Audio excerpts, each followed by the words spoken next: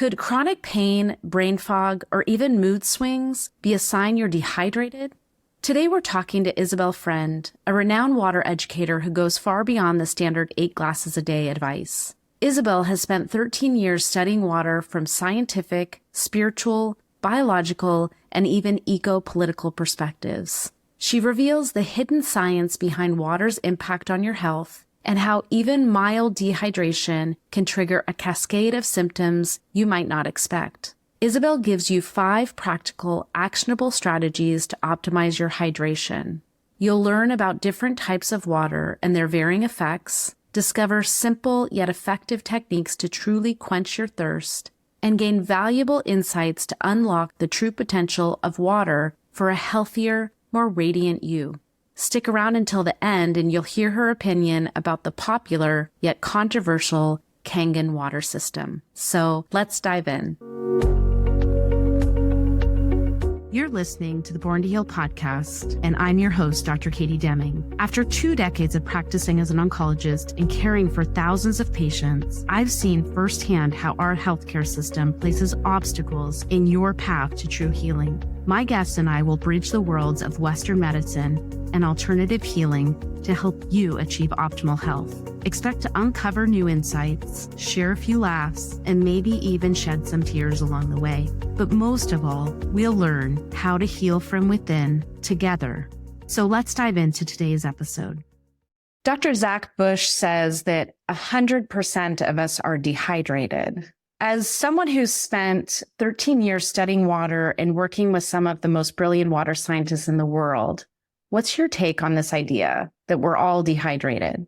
I think it is absolutely true because we have a very backwards understanding of what hydration is. And if we don't recognize what hydration is, how can we effectively hydrate ourselves? If we think that hydrating is a matter of how much water we drink, then we're just going to keep drinking swag water and it's just going to keep passing straight through us. And that's actually a process of irrigation. We irrigate all day, every day. But how much we hydrate is actually dependent on a lot of different factors that can be boiled down to the quality of the water that we drink. How bioavailable is it? But even more importantly than that, and the thing that's most overlooked, is the lifestyle factors of are our cells able to absorb and retain and put to use all of that water, right? So that's actually hydration, is how much we absorb. And unfortunately, our capacity to really absorb and retain water is greatly diminished every single day by our lifestyles. So we are basically living in a desert without even realizing it, because just about everything about the modern Western lifestyle is physiologically dehydrating us, drying us out, destructuring our biowater, deuterating our biowater, demineralizing our biowater. So rather than thinking of hydration as being, have you had 8 glasses of water yet today?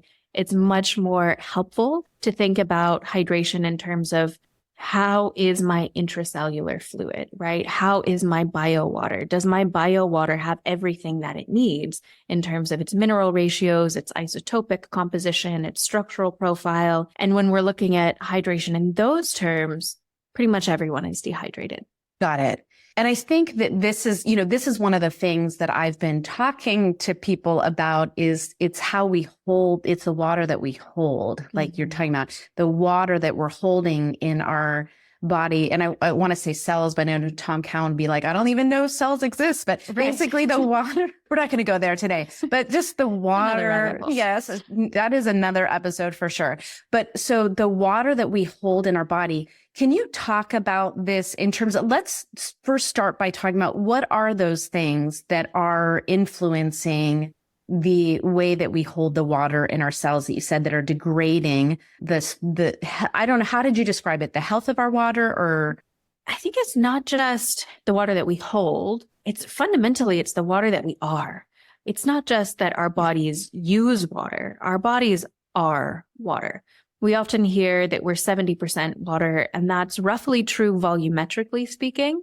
By volume, we're anywhere from, 50 to 80% water, depending on our age and our level of health and that sort of thing. When you're a baby, you're almost entirely water. By the time we're an elderly person, we're only about 50% water. So that volumetric number shifts over the course of our lifetime. But molecularly speaking, if you were to count all of the molecules in your body, you are 99.9%, 99.89 to 99.95% water molecules. So for every 1,000 molecules in your body, 999 and a half of them are water. So it's really helpful when we're starting to shift our paradigm of understanding water as the medium of life to recognize that we are bodies of water, and that when we prioritize the central role of water, then absolutely every other aspect of health starts coming into a better focal lens. It just helps us to see every single health issue that we have through a better perspective. Because what we're starting to realize, research is pointing again and again to the fact that dehydration underlies every single chronic disease that has been studied. And so one of the reasons why we don't realize that we're so dehydrated is because the body, as Dr. Batman-Gelage says, is a system of sophisticated thirst signals. And that everything ranging from chronic pain to mood swings to brain fog to headaches to you name it is some way of the body adapting to chronic water shortage or an improper balance of the profile of the internal waters, right? And so we tend to think of thirst as only being, oh, well, I have dry mouth right now, so let me drink some water. But actually, according to Batman-Gelage and others, pretty much every discomfort, dis-ease, disharmony, or imbalance in the body is some type of thirst signal.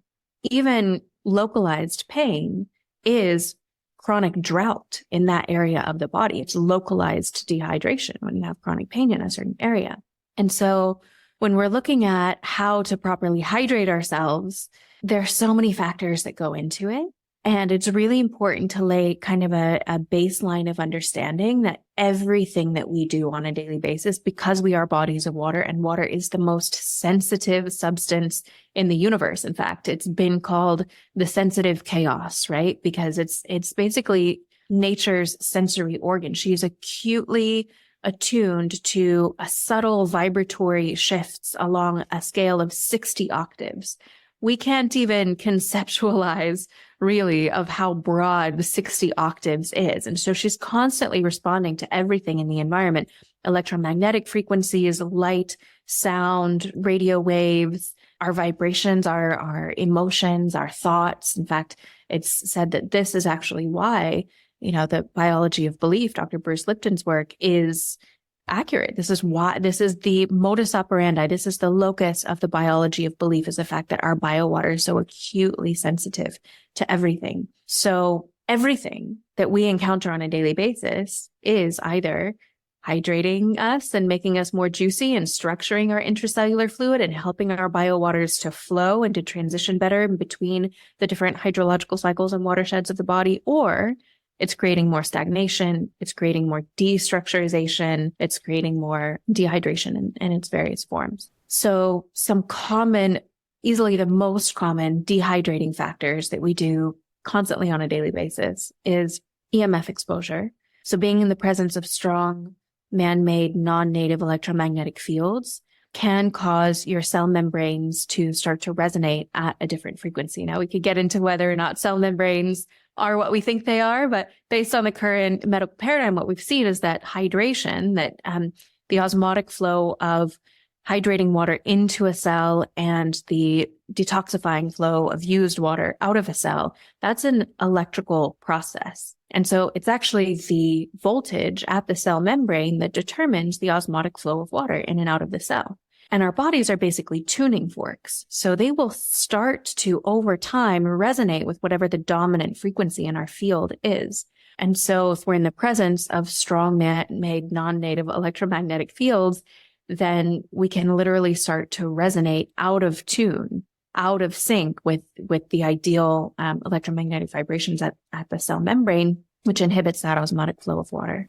Our gap junctions as well can start to resonate at a different frequency. And because that is an electromagnetic process, it means that we physiologically cannot absorb as much hydration when we're in the presence of those signals. So having a really well-rounded and balanced approach to electromagnetic fields is going to be one of the foremost strategies for proper intracellular hydration. Another would be movement. So whereas our heart beautifully vortexes all of our blood through our body without our having to do much of anything at all, and thank heavens for that, most of the other watersheds in our body are hydraulic networks, and hydraulic means movement by water. So they need us to move in order for them to move. That your biowaters move when you move. And when you're sitting stagnant, you can't absorb hydration as well, because your fascia, for example, is an irrigative network that is 80% protein, or sorry, 80% structured water and 20% protein. And your fascia is this beautiful gel-like webbing that will deliver droplets of water to each and every single one of your cells. And it's through the compression and the release of the fascia as we move that actually delivers that hydration where it needs to go. So if we're sitting still and we're sitting stagnant, this is actually the reason why they say sitting is the new smoking. And it's actually more dangerous than smoking a pack a day in the long term in terms of all-cause mortality. Being stagnant raises your risk of all-cause mortality by, I forget the figures, but they're staggering. And it's because your biowater is not able to flow when you're sitting still. So different areas of your body, different areas of your fascia will start to dry up, and you'll start to experience more acidification, more inflammation in those areas. And your fascia won't be able to deliver water to the cells in those areas as well. So that's where we start getting chronic pain.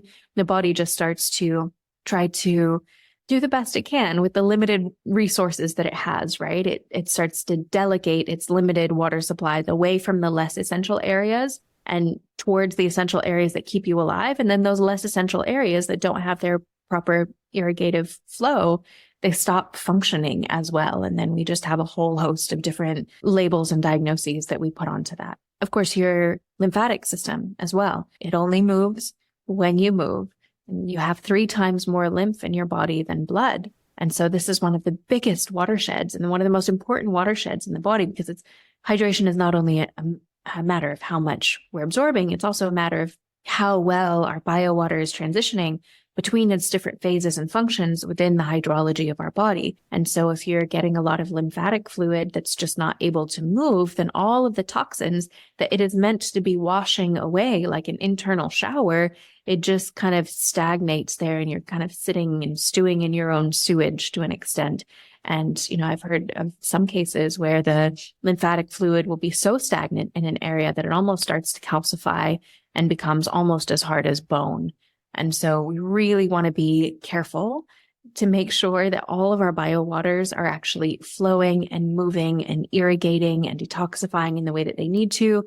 And the biggest factor in that is our daily movement. Now, thankfully, when we're talking about movement for hydration, it's not the same as talking about movement for muscle building or cardiovascular health. It's not like we need to go hit the gym and lift weights and do a bunch of cardio. Thankfully, really small movements to us are still really big movements to our cells. And so it's a matter of, even if you do have a stagnant desk job where you need to be sitting all day, even just taking like slight movements, just making sure that every one of your joints is getting at least a little bit of motion. Like you could make it a game. Try to find, okay, has my third left toe moved diagonally yet today? It's about as many small, novel movements as possible, and making sure that you just have the full dynamic range so that there's just a little bit of lubrication happening everywhere, at least once a day. I love that. And I love how you're tying so many pieces together, which is just beautiful. And I love the movement piece of tying that to the water, and I loved hearing about the fascia and then the lymphatics, and it makes so much sense. And it is different. Like, lymphatic massage is like very gentle. Like I remember when sending patients for lymphatic massage after breast cancer treatment, and they were like, what is that? That's not even like a massage, but it's like just these very gentle,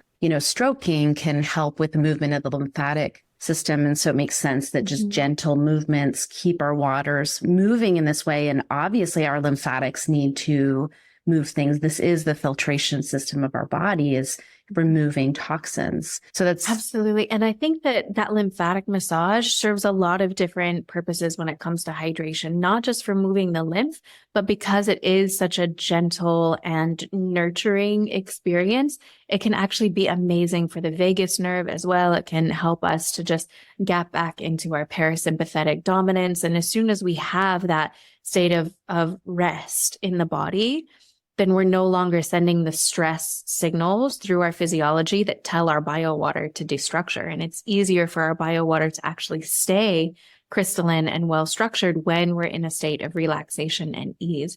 So as much self-care, as much nurturing and nourishment as we can possibly give to ourselves, the state of our nervous system is another huge factor in our state of hydration as well.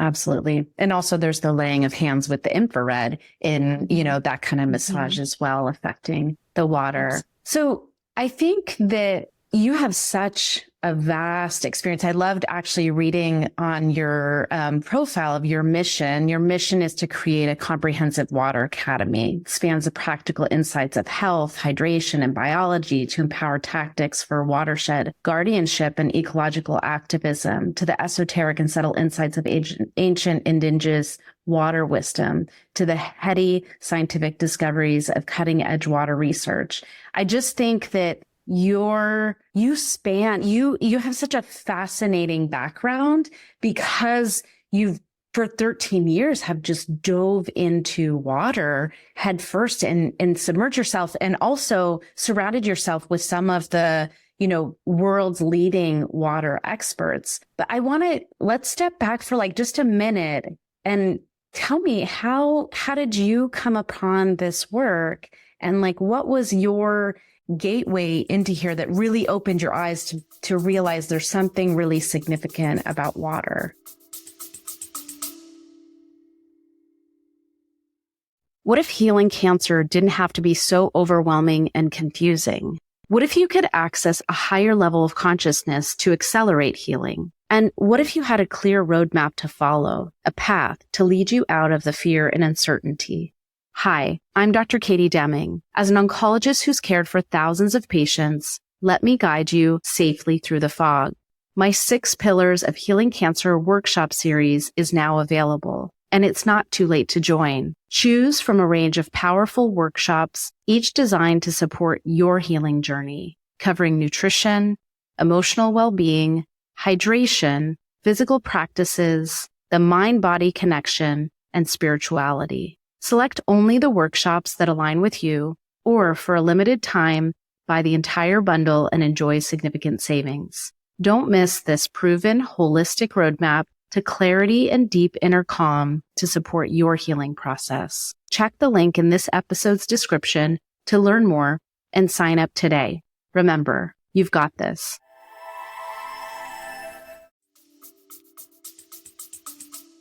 And my journey with water started back in 2009 when I was living in Brooklyn and I was a nutritionist at the time. And specifically, I was studying nutrigenomics, which is how the food that we eat actually affects our gene expression. And I was finding through my research that, wow, actually, when we eat wild, non-domesticated, non-hybridized, foraged foods, it actually helps us to have more wild, non-domesticated gene expression similar to our ancient progenitors. But that when we eat a lot of hybridized and domesticated crops, we actually get a degraded gene expression that makes us just more docile, passive, disease-prone human beings because we don't have that wild resiliency in a way.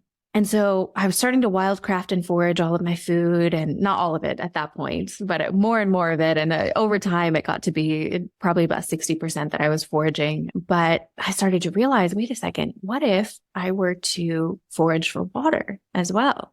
Because our ancient ancestors mostly, preferentially, drank wild spring water. And so I started harvesting from springs, and that was easily the most profound thing that I've ever done for my health. Subtle, but potent. And not only physiologically, but psychologically, mentally, emotionally. It gave me such a greater sense of presence and groundedness, such a greater command over my own emotions, my own vitality, my own sense of well-being, my capacity to communicate with my partner at the time just radically shifted. I mean, so many little things. And I think a lot of it has to do with the fact that, we're one of the first generations, if not the first generation, that we actually drink water that's not from the place where we are. We're actually not woven into the watershed that nature has designed us to be a part of. We're meant to share a bloodstream with every living being within our watershed. When water is outside of us, we call it water. When it's inside of us, we call it blood. But fundamentally, it's the same living organism. And it's what creates this oneness and sense of belonging in the ecosystem, in the watershed where we live. And yet we're shipping water in from Fiji and the Alps and Evian, France, and these different places. And when we start drinking wild spring water, there's this sense of groundedness that comes in. And not only that, but it's the healthiest water, bar none, that we can be drinking. It is straight from the earth. It is pristinely clean. Has a beautiful mineral profile. If you drink it fresh, it has a much higher hydrogen content. It has the electromagnetic vibratory information from geomagnetic rock formations in the earth and all of it in the Schumann resonance and all of these different factors that make it therapeutic, living, vibrant water. It's entirely different. It cannot even be put in the same category as the highly industrialized, highly processed waters that we're accustomed to drinking. And I started to realize that most of the reason why people don't have an experience of water being this miraculous substance, holy water is spoken of in every single religion. It's all around the world, not just religions, but indigenous practices as well. Holy water is a sacred substance. Why don't we have an experience of water as being holy?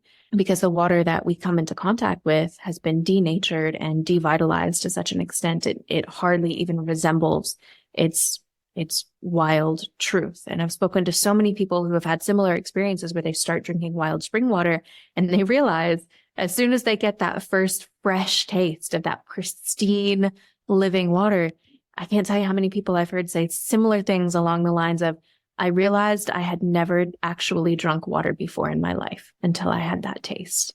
And the way that it absorbs into your cells and the vitality that you get. I mean, it is pure hydroelectric energy, right? Like we are bodies of water. Our prana, our mana, our chi, our vitality is a direct measurement of our hydration. It's a 1-to-1 ratio. You can't separate them because it's the water in your body that conducts the prana, that conducts that electromagnetism and that life force. We even use the same measurement to measure them. We use the phase angle test to measure your hydration. That measures how much voltage is at your cell membrane. So it's literally how much voltage do you have in your body? So I started drinking this living, vibrant water and suddenly I came alive in another way and I felt more myself than I had before. And I started to realize, wow, I've been devoting my path to nutrition because I believed that you are what you eat and human beings have incredible untapped potential. If we were just eating the right things, then, we would be able to tap into this incredible reservoir of potential and vitality. And then I started to realize, wait a second, the water we drink is so much more important than the food that we eat, because if you're dehydrated, you can't even absorb the nutrients that you're eating anyways. It is the osmotic flow of water that brings those nutrients into your body and helps you to absorb them and to put them to use in the body. There's not a single process of digestion or of even thought processes as we're speaking together right now. Every single thing in the body is mediated by water. So it's the quality of water that determines our health more than anything else. And that's when I discovered the work of Victor Schauberger, who was a naturalist from the late 1800s and early 1900s. And he had a better understanding of water than our modern hydrologists will get to, even in the next several hundred years at the rate that we're going right now. And so I started studying his work on living energies and living water and water in ecosystems and started to realize, wow, it's not just health. Like health was kind of my doorway into it, but that water also holds the keys for environmental restoration, for climatological balance, for free energy generation, for economics, politics, sociology. I started going down the realms of studying water religions like Agama Tirta. I studied with water priests out in Indonesia for a while. I've done ceremonies with a number of indigenous water wisdom keepers and looked into the scriptural teachings in major religions and And so even spiritually, water holds the keys to humanity's greatest questions. And I just realized as I started to tumble down this rabbit hole, like I can do nothing other than devote myself to life itself, and water is life.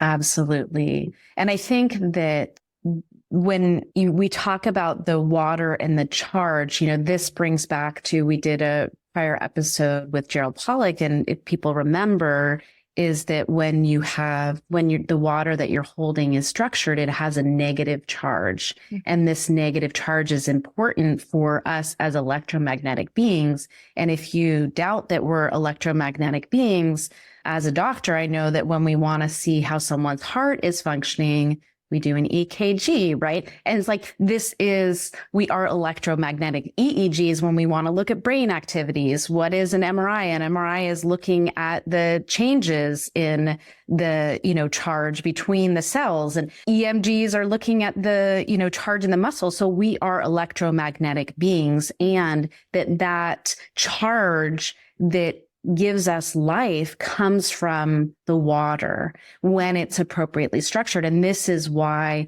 when people are not connecting with water in the way, or, doing the things that will help them get hydrated and, hold I don't want to say hold the water, but like that your water is healthy, then that's where vitality comes from. And as we diminish that and we don't, do the things to hydrate ourselves and have healthy waters, we basically have diminished life. And you can see that on someone's EKG. When someone is near death, you'll see, the amplitude of that, measurement on the EKG is lowered. So I just want to tie that back to, I have a lot of people who follow me who are doctors and whatever. And it's like talking about the charge and everything is like directly related to us as electromagnetic beings. And the water is the charge that brings the life into us. Without water, we don't have life, right? Mm-hmm. You can't find life without water. And so there's that charge piece. And when you do the phase angle readings of people who are close to death, I mean, you're not going to find a cancer patient with phase angle reading above about a 5. Like usually it's like 4.5 or below, which shows that just from a hydration standpoint, they're already so dry that they're nearly dead. Cancer can't exist in a perfectly well hydrated, proteum rich, structured water environment. It's just not possible because your cellular voltage is so high at that point when you're really well hydrated that cancer can't survive in there. Yeah. And can you just describe what is an optimal phase angle so people know that? Yeah. So the phase angle goes up to about 12 and, around 3, you're pretty much dead.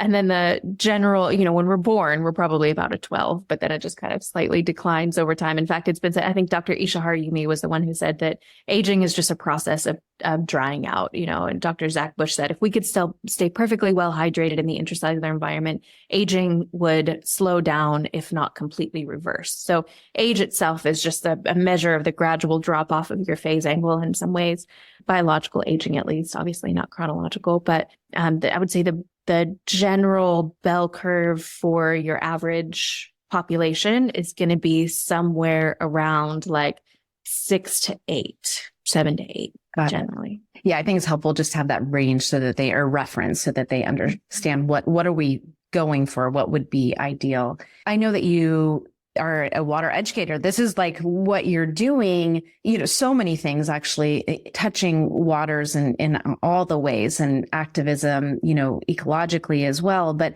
if someone were to come to you and to say, where do I start in getting hydrated? What do you say to them? Yeah. So this is the question that I get more often than anything else. People book me for a one-on-one consultation, and it's just like, okay, let's look at where you're at. Let's look at your starting point. Let's look at the water that you're currently drinking, and then working within people's lifestyle and working within people's budgets and within people's health goals and priorities. There are a number of different paths that we can go down from there, but I have a basic protocol that I recommend for everyone, or a series of steps. And you want to make sure to cover each of these steps if you can. So the first step is forage, if possible. And if you can forage for water, then you can cut out the rest of the steps. If you have a high quality spring nearby, that is going to be the best water for you, bar none. And then you don't even need the rest of the fancy water alchemy tools. because all of the rest of the steps are just about bringing whatever water you do have access to back into its spring quality state.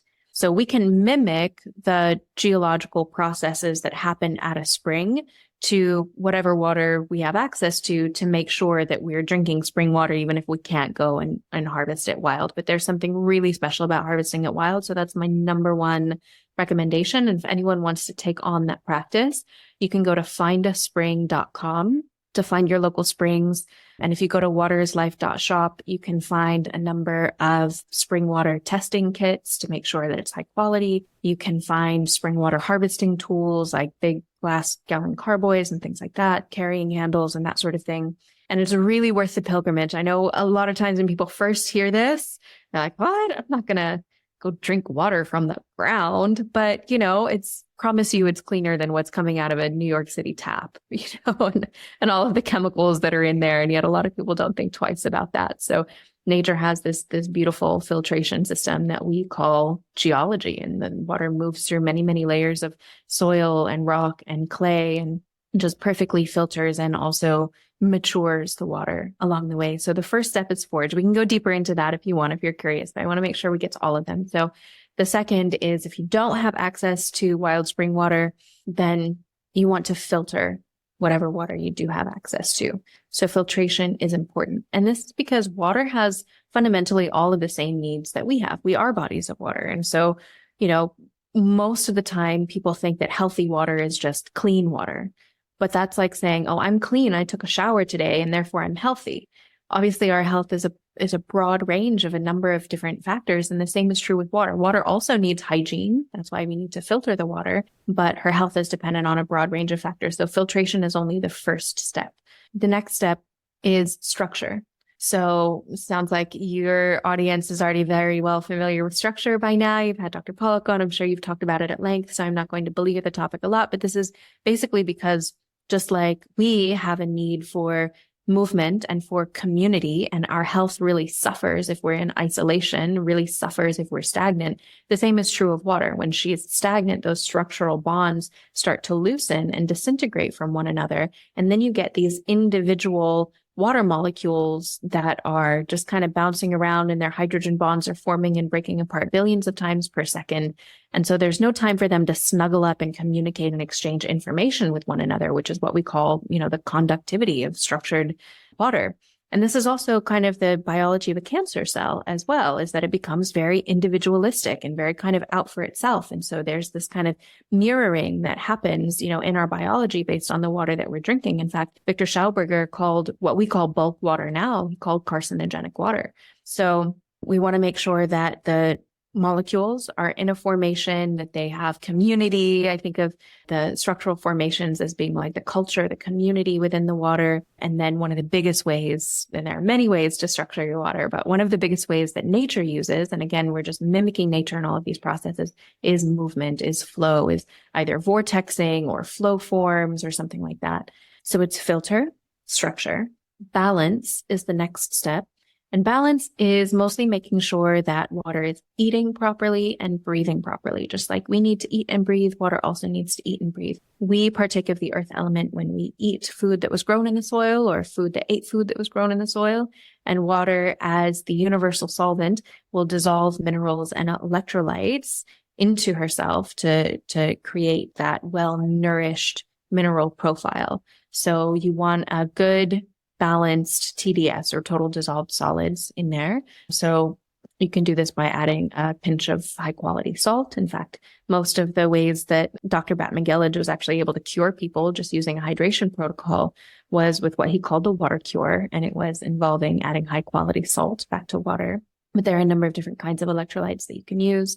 And then also making sure that the water is breathing properly. So just like we need to breathe, water needs to exchange gases like oxygen and carbonic acid, and even dissolved gases like molecular hydrogen, which is my favorite to infuse in water. If you do it in a good way, there's a lot of swag that does more harm than good. But if you have high quality molecular hydrogen in the water, that makes it incredibly hydrating. That is like pure vitality for your cells, and just supports your mitochondria so beautifully in creating the ATP that keeps that intracellular fluid really well structured. So there's the aeration, and that's all a part of the balance step. Another part of the balance step is microbiome health. So we obviously, we are a diverse ecosystem within ourselves of different microbes, microorganisms, we've got a mycobiome, a microvirome. We've got, little mushrooms and little viruses and little bacteria and all these helpful little critters inside of ourselves. In fact, we have 1.3 other organisms for every one of our own cells.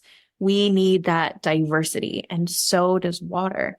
And we don't often think of water as being a diverse living organism, because in all of our treatment processes are very industrialized processing, kind of stripping water, denaturing water. We sterilize it.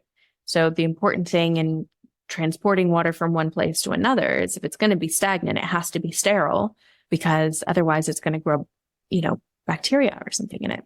But natural water, straight from a spring, is one of nature's most robust probiotics. It contains a range of incredibly healthy microorganisms that our biology expects of us. So this is the water that our ancestors have been preferentially drinking for countless millennia, and our biology expects this living information. It expects the genetic information from these little microorganisms. And when we don't have that, our health suffers as a result. Our ability to, produce enough serotonin, that's almost all produced in the gut. All of these downstream effects on not only our physiology, but our psychology come when we don't have that diverse microbiome that water can help us with. So restoring the microbiome to water is another part of the balance step.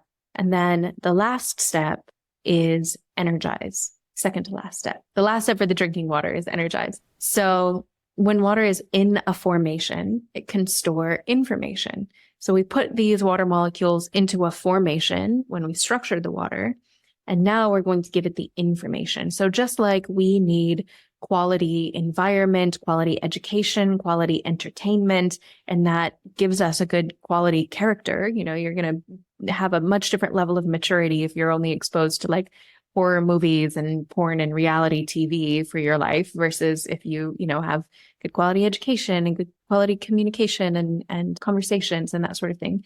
So we want to make sure that water is exposed to high quality stimuli, frequencies, vibrations, because she's going to take on that information and become a physical vessel of those vibratory fields and deliver them into our cells. This is one of water's primary roles, actually. It's to be the conduit of electromagnetic forces that inform our body as to how to function.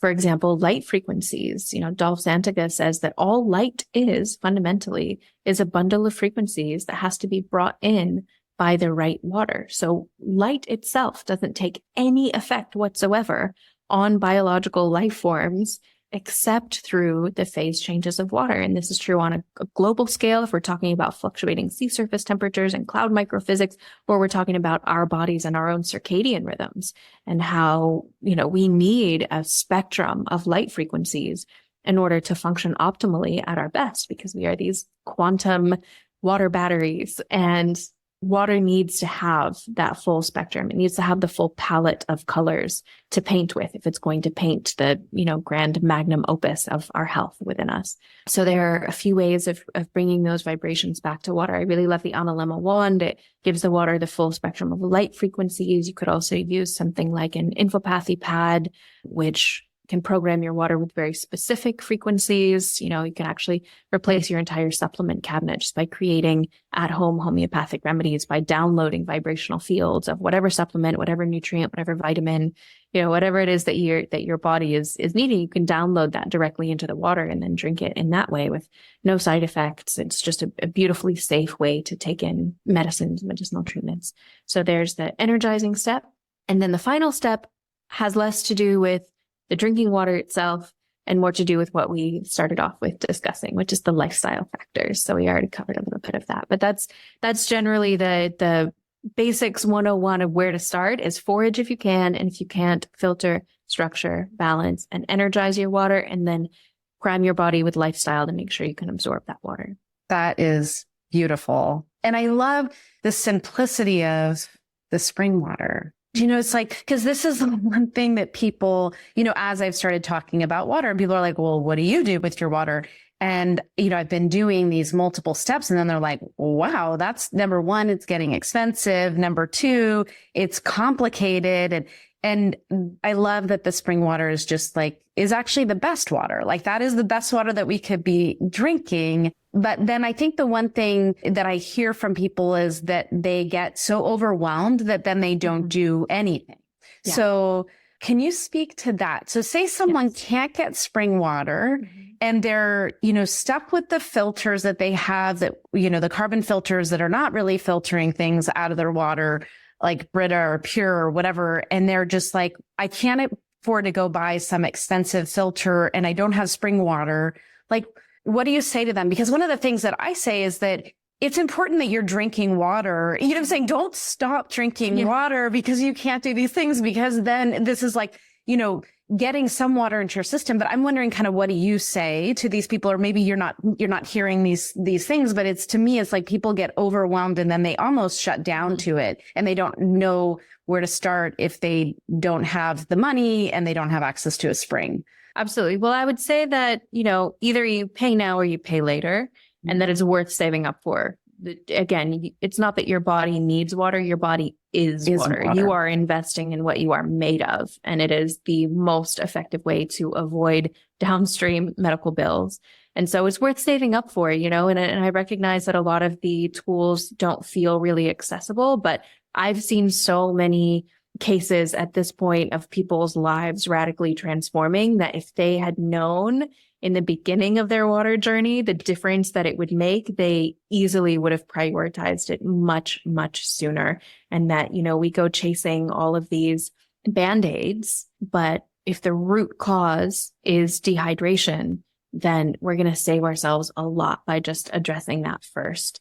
So that's what I would say. Either get a filter or your body becomes the filter. You will absorb whatever it is that you are not filtering out from the water. So at the very least, you need filtration. And there are a lot of, I have a course called Navigating the Waters that teaches free DIY ways to do each one of those steps, free or nearly free. So those methods are very accessible, but they are not as effective. So you put in a little bit more elbow grease, but you get to save up for a good high quality thing. If your primary objective is just convenience, that you don't want to take all of those steps because of the time that goes into it or because of it seems like it's complex. Really, you just need one tool for each of those steps. There are some tools that overlap. Many tools that energize will also structure, for example, and vice versa.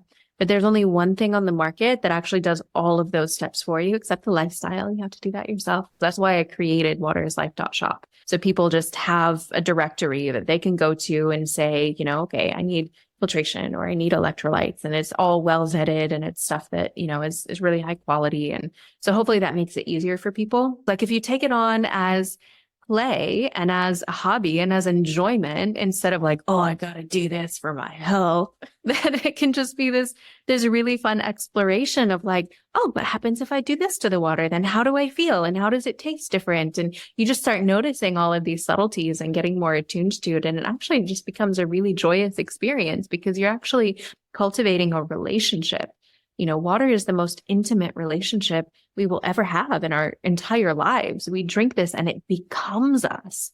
And it is so sensitive and sentient and aware that, as you see water, water is seeing you. As you taste water, water is tasting you. Water knows the flavor of your sweat. Water knows the texture of the inside of your blood vessels. No lover you will ever have in your life will know you that intimately. And we have the opportunity to cultivate this very loving, nourishing, reciprocal, mutual communion with this very ancient, wise, living substance that has an incredible amount of insight and intelligence just waiting to be tapped into. So don't be daunted by it. Be in awe of it. Don't be put off by habits that you feel like you have to take on. Be inspired by a relationship that you get to cultivate. Well, and I think that that's so important, that idea of being curious, and it's this relationship of building a relationship with water. And I think some of this requires deconditioning. We've been conditioned to think of water in one way, like an inert substance that, like in medicine, it's like that's the inert substance that you'd use to wash down the medicine. But it's when you start to see the water as becoming part of us and this living being and relationship that you're developing with it, it totally shifts that idea of like, now this becomes almost like ceremonial, like, connecting with the water. And, that's one of the things that my mentor has always said, if you did only one spiritual practice, connect with the water, bless the water. And so it's like when you start to think of water in this different way, it can be fun and it can be playful. And then also you're going to pay at some point. And this is what we see with our lifestyle right now, that we are paying for the lifestyle of modern society with epidemic proportions of chronic illness, diabetes, obesity, neurodegenerative disease, cancers. Like, we're already paying the price. And water is, when you think about it, it sounds expensive and it sounds complicated. And for me, currently I do reverse osmosis, and then I use the Vitalizer Plus to structure my water. And that whole thing doesn't take me any time at all. And also, when you look at the investment, it hasn't been that much to just do that. And I'm not all the way, my goal is to get the Spring Aqua, and I'm saving up for that myself, because these systems, they are an investment, but they're an investment in our health. And so thinking about it that way, that this is one of the most powerful things that you can invest in for your health and well-being, and also for your consciousness. Describing that when you started drinking the spring water, it just, woke you up in a different way. And this is something that also I see as well. I have to comment on Victor Schauberger's quote of water, like bulk water, just water as we describe it, being carcinogenic water, is like, wow, I hadn't heard that quote, but that is really telling. So interesting. Yeah. Well, what we do to water, we do to ourselves. She's the primordial mirror. And so the water we drink will absolutely always reflect on our physiology and our psychology. And so if that water is disconnected, then it creates more disconnection in our biology and in our lives. I can't tell you as well how many times that I'll have a client that comes to me with aspects of their personal lives that really reflect the water that they're drinking as well. So, for example, I had a client who, she was feeling really disconnected from her husband. And she was like, if I zoom out, I can see that he's really actually supportive, but on a daily basis, I just don't feel supported at all. I don't feel connected. I don't feel like he's showing up for me. Well, she had been drinking reverse osmosis water, which is, extremely bulk. There's no connection in those water molecules at all. And so we got her drinking more structured, high quality water. And, similar to my experience when I started drinking spring water, the communication just started flowing a lot more easily. I've worked with a couple people who were drinking Kangen water for a little while, which I do not recommend. I don't recommend direct electrolysis to water, because you're electrocuting the water. You're zapping it. It basically zaps up the whole process of electrolysis, zaps apart the hydrogen bonds. And so these couple people that I worked with, and I've noticed this a little bit in that community in general, is they're just kind of like snappy and just kind of zippy and just kind of a little bit like, I don't know, jolty. I don't know how to describe it, but there's like this, they almost kind of like are right on the edge in a way. And, I'm like, wow, actually, it kind of makes sense in a way. If you're electrocuting your water, you would just have like a little bit more like kind of energy in your field. So what we do to water, we do to ourselves. And, being really well hydrated truly just lubricates everything in our system.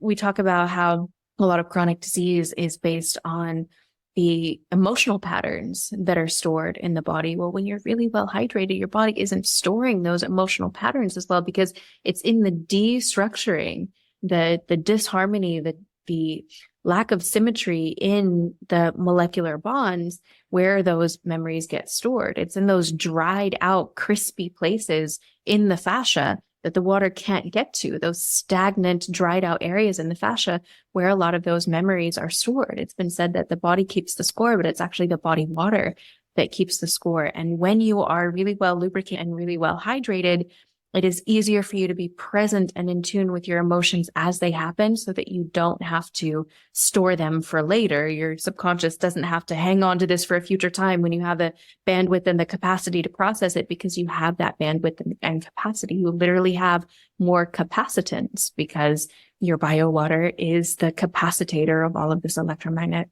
energy that flows through your body. So, even stressful experiences just don't stress us out as much. And so, even the psychosomatic illnesses, they just don't show up as much because we're just not as stressed out when we're well hydrated. That's also fascinating. And actually, I would love to have you back at some point in the future and talk about the emotions and consciousness and how that is all tied to water. But this has been such a great, for me, I learned so much. You are just a wealth of knowledge. I've listened to so many of your things, and I have your hydration water workbook for people so I saw that. And so if people are looking for ways to connect with you and to learn more about your, what you're doing in the world, which is so amazing with water, please tell us how they can find you. And we will have links to the things that you reference here in our show notes. Awesome. Thank you. Well, thank you again so much for having me on. It's just been a pleasure to chat with you. And I love what you're doing. I love the whole ethos of this podcast. And yeah, I hope that lots of people get to hear all of the amazing guests that you have on and all of the brilliant wisdom that you're bringing forward, because as you know, I think it's some of the most important stuff we could possibly be talking about as humans right now. So I just want to really honor and acknowledge you for doing this. And if people want to get more in touch with what I'm doing and what I'm up to, I have the shop, as I mentioned, is waterislife.shop. That's where you can get all the tools. I have an academy, waterislife.academy, and that is filled with courses and webinars and workbooks and memberships, community, all of that kind of thing. So you can really tap in. I'm on Instagram at Isabel Friend on Instagram. And that's it. Oh, and we also have retreats coming up. So a couple times a year, I host water retreats. So lots of opportunities to dive into the water world. I love it. Well, thank you again for being here. And I actually look forward to bringing you back if you'll be willing to come back and talk to my audience. Okay. Thank you so much. Thank you, Katie. Have a beautiful day. You too. Thank you for joining me on Born to Heal. It's been a privilege to share this time with you, and I hope that today's episode has offered you valuable insights on your journey toward optimal health. Please consider subscribing, sharing this podcast with your friends, and leaving us a review. To learn more about how you can work with me, please visit katiedeming.com. You can find additional resources in the episode show notes linked below, and remember to join us next week as we continue to explore more holistic approaches to healing. Until then, this is Dr. Katie Deming, reminding you that just like me, you were born to heal.